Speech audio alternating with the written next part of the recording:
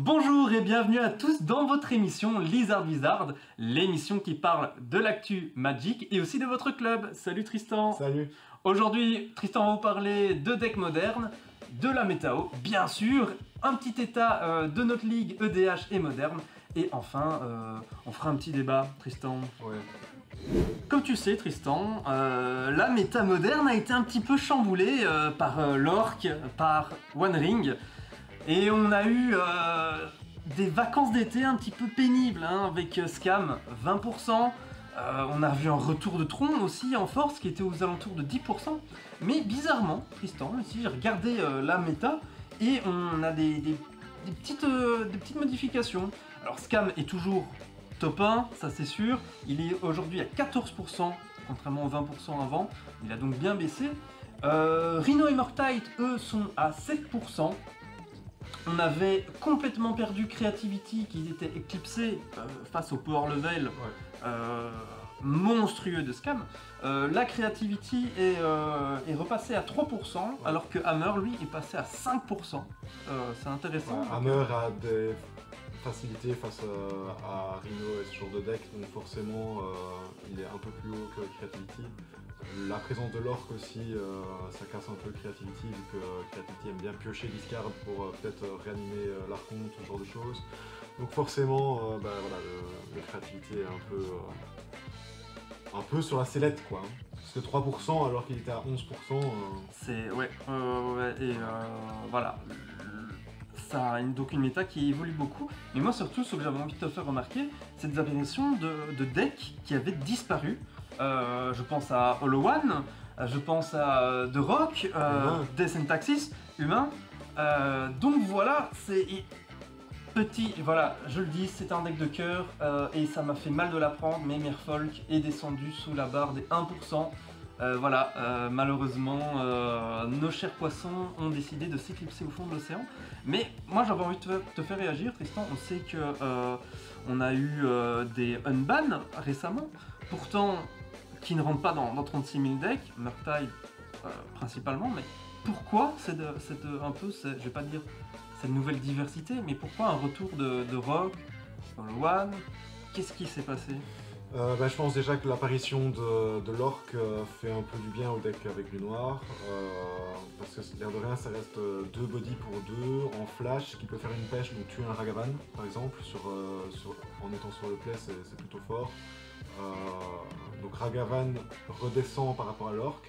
Faut pas oublier que l'orc est quand même aussi à 1 de toughness, donc il peut aussi se prendre des pings de Vren, ou n'importe quoi en fait, même un Fire avec Fire and Ice. Donc ça reste fragile, c'est fort, donc ça peut aussi peut-être faire revenir Rock, etc. Dans la partie. Il faut savoir que Tarmogoyf, j'ai l'impression qu'il revient aussi un peu en popularité, parce que c'est d'office 2 de body, 1-2 de body, donc forcément ça c'est pas mal, ça évite le Vren. Ça peut bloquer aussi un Ragavan relativement vite si on le joue avec des bobbles et tout ça. Donc voilà, je pense que Rock est un petit deck sympa qui revient et ça va faire plaisir à la méta. Alors oui, c'est intéressant, on peut pas parler de diversité encore dans nos decks, mais voilà, la réapparition peut-être d'anciens decks qui font plaisir à d'autres joueurs qui pouvaient jouer cette carte auparavant. Preordain, pour rebondir sur ce que tu viens de dire, Murktide ne le joue pas tant que ça. Étonnamment, ils ont unban Preordain pour Murktide et au final, Murktide n'aime pas trop parce que c'est un sorcery, eux ils aiment bien jouer des instants. Tous les gros streamers préfèrent jouer Consider à Preordain. Après, je trouve que ça fait beaucoup de bien aux petits decks, peut-être les homemade, donc les brews que tu te fais toi-même, etc. Ça peut être plutôt pas mal. Il faut pas aussi oublier que dans les decks combo ça peut aussi faire du bien, parce que faire Scry 2 draw c'est plutôt fort. Ça permet de potentiellement voir des decks combo un peu différents, avec des cartes qui ont besoin d'être au top par exemple, pour réarranger le top comme on veut, donc ça c'est plutôt pas mal. Et sur ces belles paroles, on va tout de suite passer un petit peu à l'actu de la Ligue moderne. La 3e Ligue moderne a commencé ici en septembre et on a une joueuse qui avait fini 3e position à la dernière ligue. C'est la joueuse qui joue écureuil et lieu de point de vie. Et là, elle est en première position de la Ligue actuellement. C'est un deck pourtant qui n'est pas fort représenté quand on voit la méta.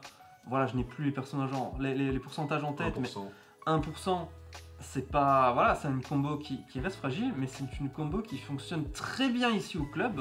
Et tout de suite un point sur le DH.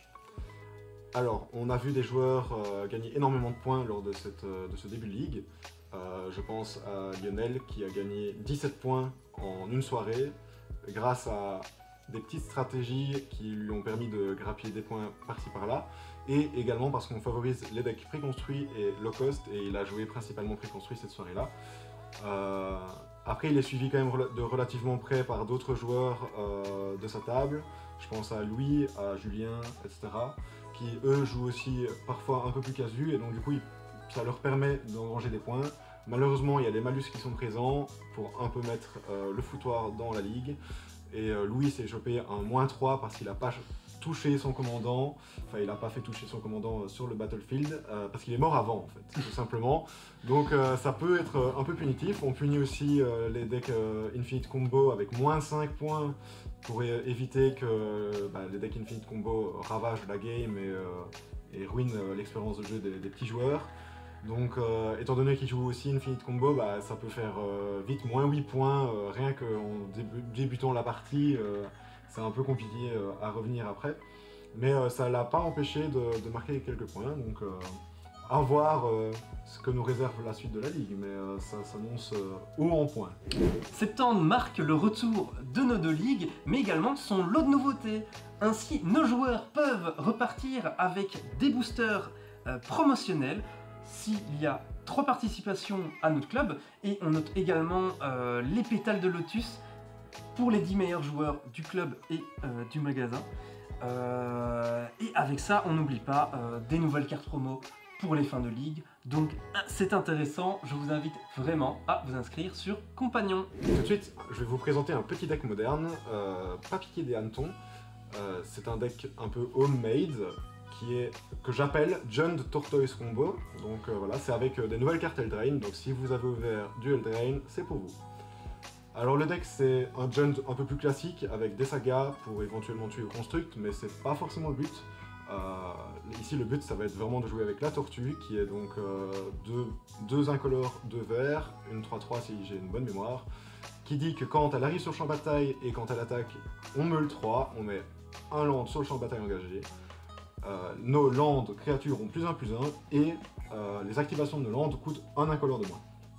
Donc c'est une carte qui globalement est faible en moderne parce que 4 mana pour une créature ça reste un peu cher, surtout qu'elle fait pas grand chose non plus quand elle arrive en jeu. Mais avec le petit deck que je vous ai concocté, c'est plutôt pas mal. Alors ici, le but du deck, c'est de jouer avec Lavaclaw Reaches, donc c'est un land Rakdos qui arrive engagé. Bon, ça, à la rigueur, c'est dommage, mais c'est pas grave. Ce qui nous intéresse surtout, c'est qu'il a une capacité activée. Et donc, c'est Rakdos et un incolore, et en fait, on la transforme en 3/2 élémental, qui a aussi une activation où on peut payer X et lui donner +X +0. Et donc, je te laisse deviner, si tu peux payer X et que ça coûte 1 de moins, tu peux faire ça à l'infini, et donc tu peux avoir une infinie de power qui attaque. Donc globalement, c'est on attaque avec ce land, s'il est bloqué, c'est pas grave, puisque si on attaque avec la tortoise, on peut aussi ramener un land, donc on peut ramener des sagas et tuto tous nos artos à 1, donc ça c'est plutôt fort. On peut également donner lien de vie à notre infini, avec 3 de toughness malheureusement, mais bon voilà, donc infini power, 3 de toughness. Donc on peut lui donner lifelink pour être aussi en infini life, donc c'est plutôt un bon deck. Ça ajoute des grosses cartes quand même, puisqu'il y a déjà les sagas. Il y a l'orc, le tarmo comme on en parlait tantôt, donc c'est plutôt des grosses cartes pour temporiser le temps que la tortue arrive. On joue les Taucies, les Inquisitions de Kozilek pour un peu justement contrer le fait d'avoir des cartes counter à notre deck. On pense surtout à tout ce qui est Polt, etc. Puisque c'est une 3-3 la Tortoise, c'est pas ouf. Et le Land, c'est encore pire. Il a 3 aussi de toughness. Mais si on nous bute notre Land, on a déjà ça en moins, quoi. Après, en main deck, on joue des Pitting Middle parce que ça empêche les Ragavan, ça empêche les vrais 9-6, autant pour moi. Ça empêche plein d'autres PW un peu chiants, justement.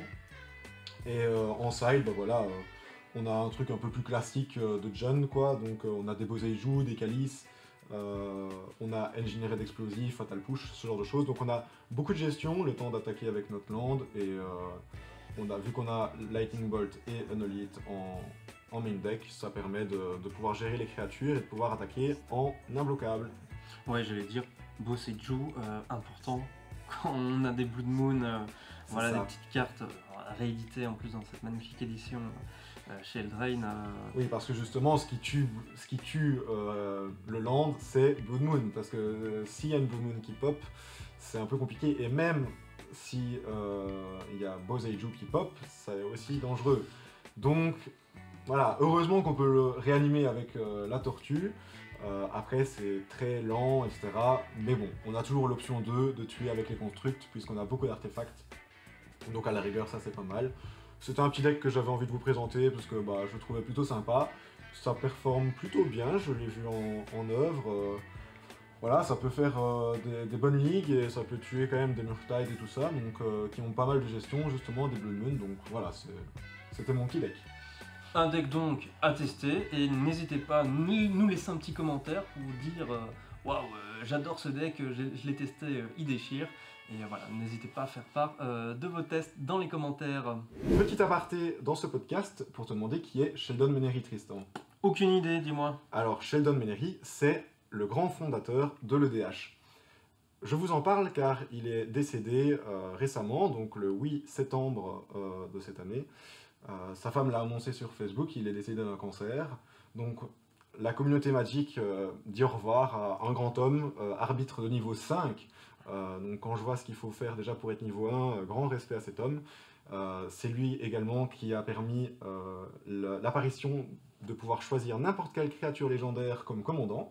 Et il faisait partie d'un groupe qui décidait des bans en EDH et des restrictions. Donc vraiment quelqu'un d'important. Il a également créé un deck Rohan qui était vraiment l'essence même de l'EDH. Et il faut savoir qu'il a repris l'EDH en 2000, donc le format, et il en a fait une véritable pépite. Donc voilà, c'était juste un petit aparté pour dire ceci.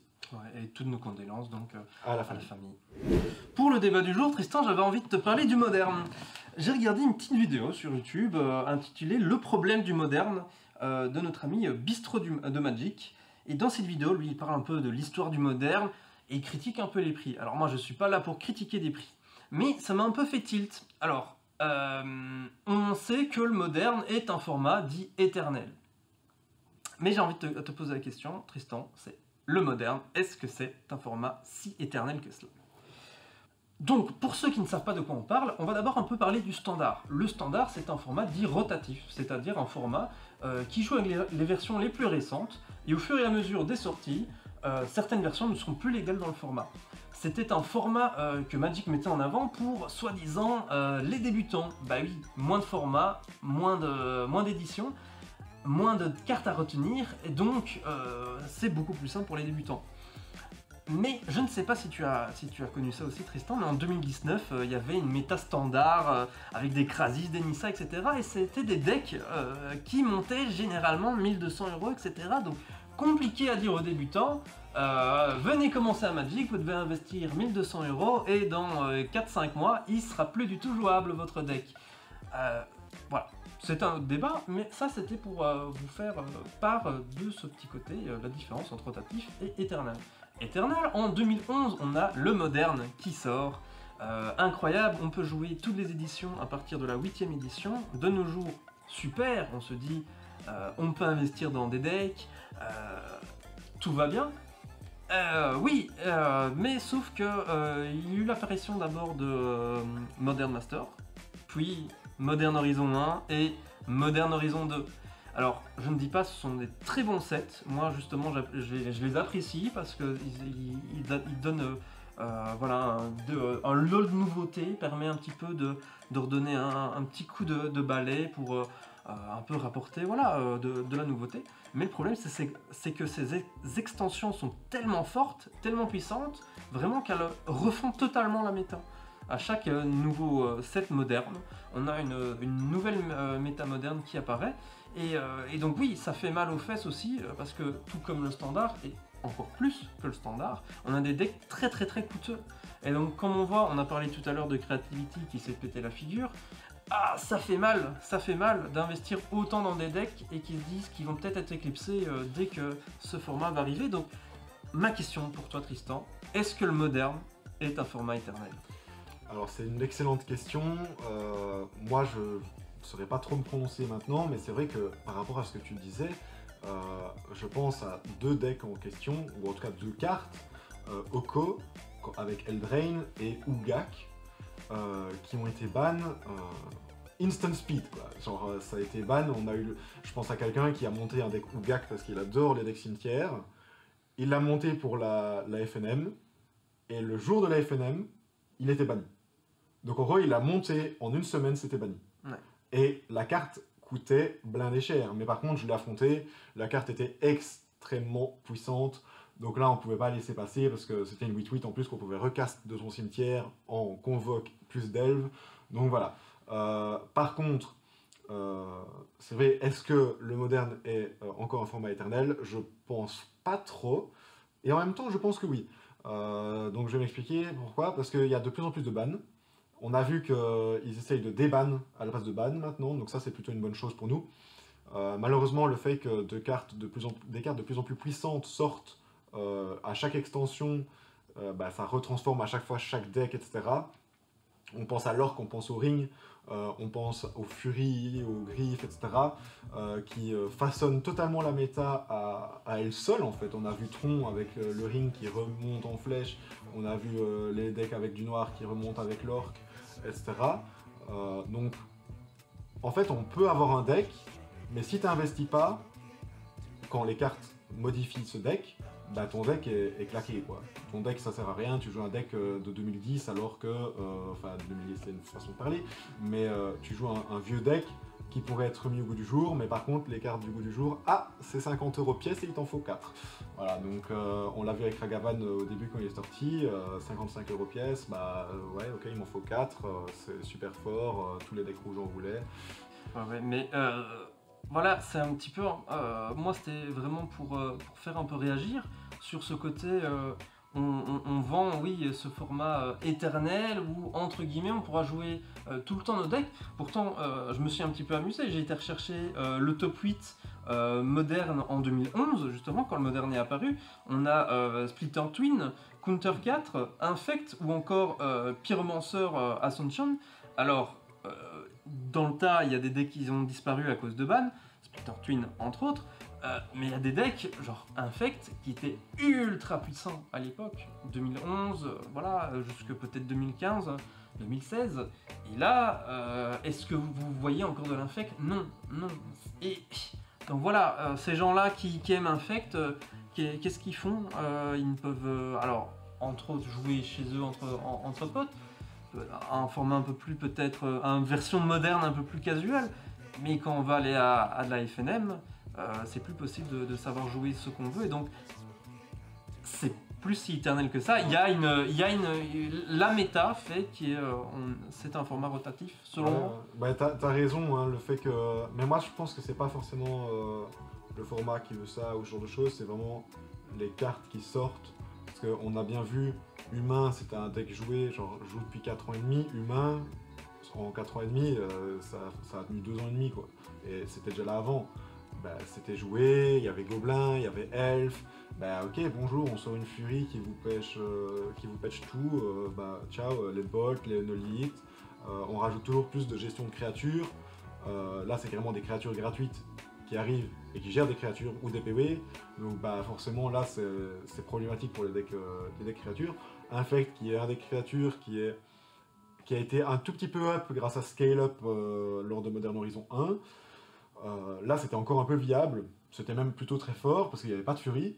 Mais Fury est apparu, il y a d'autres cartes qui sont apparues, donc forcément, bah, qu'est-ce que tu veux que je te dise, ça coince un petit peu. Quand ta carte c'est une 1-1, bah ok, en réponse je fais une Bolt, puis voilà, au final j'ai plus de créatures, j'ai plus d'Infect. Infect est un deck quand même très all-in, et je pense, de mon point de vue, que les decks all-in dans la méta actuelle sont vraiment pas bons. Genre, je pense que dans la méta actuelle, tu peux pas prendre le risque de dire ok, je garde une main et tout, mais si je suis counter à un truc, je perds. Parce que là, on a déjà Rakdoskam qui dit ok, tour 2 t'as perdu, ou même tour 1 t'as perdu, donc tu peux pas te permettre de faire ça. Le seul deck all-in en tout cas moi j'estime que c'est un deck un peu all-in, c'est Hammer Time. Mais Hammer Time, bah voilà, ça peut jouer en flash, avec Sigarda's Aid, tu peux rendre imbloquable. Enfin, il y a pas mal de choses qui font que ça peut être fort. Il y a le champion, là, ou je sais pas quoi, qui fait que ça, c'est l'équipement 0, là. Juste déjà ça, c'est pas mal, quoi. Si tu as plusieurs Arthur sur le board, tu peux équiper 0, bah voilà, c'est bon, toi, tu reprends de la tempo sur la game. Donc c'est un deck all-in, mais qui a quand même du contrôle, entre guillemets, grâce à certaines cartes, et de la protection aussi. Donc je pense que c'est aussi ça qui fait que c'est fort, quoi. Et aussi c'est vachement plus rapide, en tout cas j'estime que c'est plus rapide qu'Infect. Bon après à l'époque je jouais Tron contre Infect, donc forcément j'étais un peu désavantagé. Enfin voilà, laissez-nous dans les commentaires un petit peu débattre entre vous. Voilà, est-ce que selon vous le moderne est un format rotatif entre guillemets, et surtout quel est l'avenir finalement pour Magic et pour le moderne? On a parlé de cartes de plus en plus puissantes, à un moment donné ça risque de caler, donc n'hésitez pas à nous laisser un commentaire, on aura le plaisir de vous lire. Et voilà, Lizard Show, c'est fini pour aujourd'hui. N'hésitez pas à nous rejoindre sur Facebook et Discord pour discuter entre vous ou ne pas oublier vos événements. Retrouvez votre émission bien sûr sur YouTube, et vos formats en plus court c'est sur TikTok ou sur YouTube Short. Tristan, je te dis à la prochaine. À la prochaine, salut. Et à la prochaine pour plus de magie les gars. C'est ciao.